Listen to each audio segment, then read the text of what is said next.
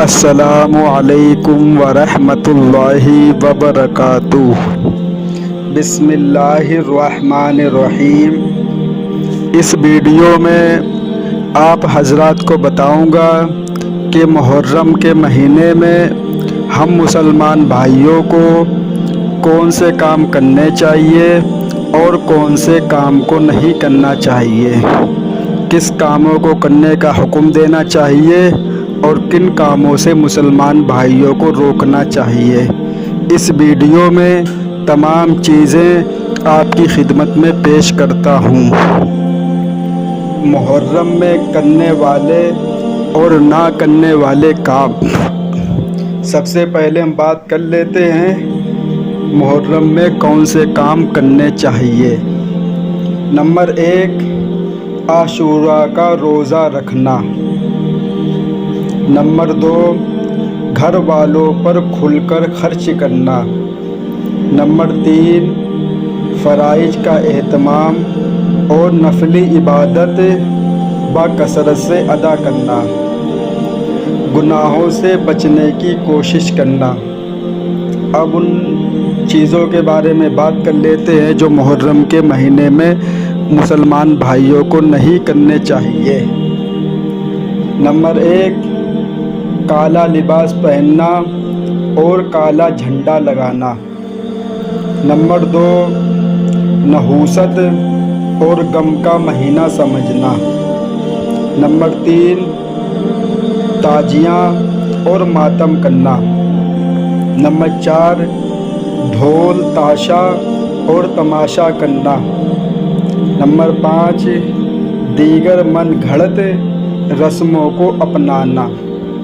یہ وہ چیزیں تھیں جو ہم مسلمان بھائیوں کو نہیں کرنی چاہیے۔ اب کچھ اور باتیں ہیں، ان کے اوپر بھی تھوڑی سی بات ہو جائے کہ حسین رضی اللہ تعالیٰ عنہ کا ان کو شہید کیا گیا۔ کسی بھی صحابہ نے نہ تو ماتم کیا، نہ ہی ڈھول بجائے اور نہ ہی تعزیہ بنائے، اور یہ چیزیں حدیث میں یا کہیں بھی ہم کو نہیں ملتی ہیں۔ لیکن آج مسلمانوں کے اندر یہ چیزیں کہاں سے آ گئی ہیں، اللہ ہی بہتر جانتا ہے۔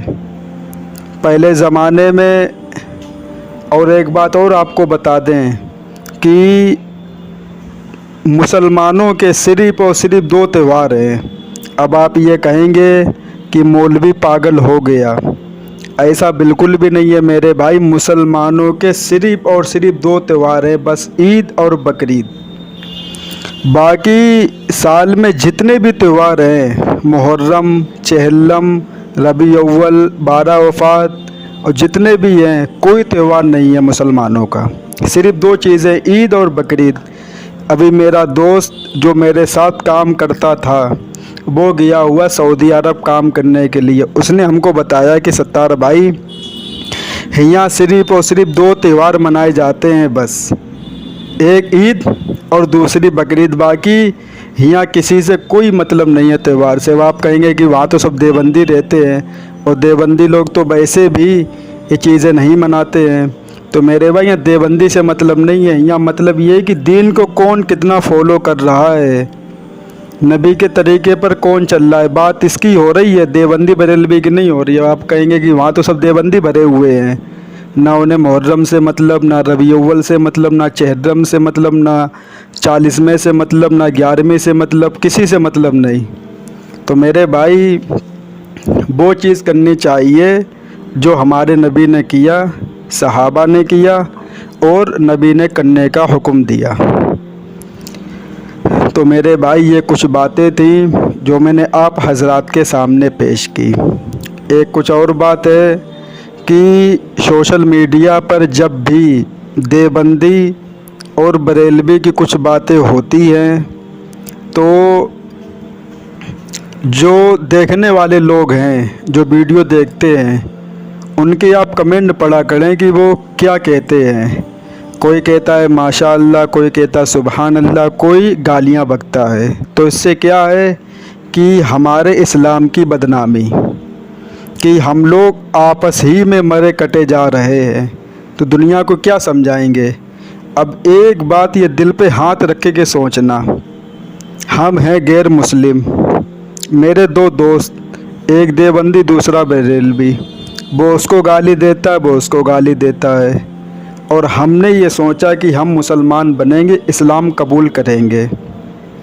تو ان کی دونوں آپس میں لڑائی ہو رہی ہے، کیونکہ سب سے بڑے جو فرقے وہ دو ہی ہیں، دیوبندی اور بریلوی۔ باقی جتنے بھی ہیں اہل حدیث اور یہ سب چیزیں جو آ رہی ہیں مارکیٹ میں نئی نئی، وہ تو بہت چھوٹی چھوٹی دو فرقے سب سے بڑے، دیوبندی بریلوی اور اہل حدیث تیسرے نمبر پہ۔ تو پھر میرے دل میں کیا خیال جائے گا کہ ارے یار، انہیں خود نہیں پتہ کہ اچھا کون ہے، انہیں خود نہیں پتہ کہ جنت میں جائے گا کون۔ وہ کہتا ہے کہ یہ جائیں گے، وہ کہتا نہیں ہم جائیں گے۔ تو بتاؤ کہ وہ غیر مسلم اسلام قبول کرے گا؟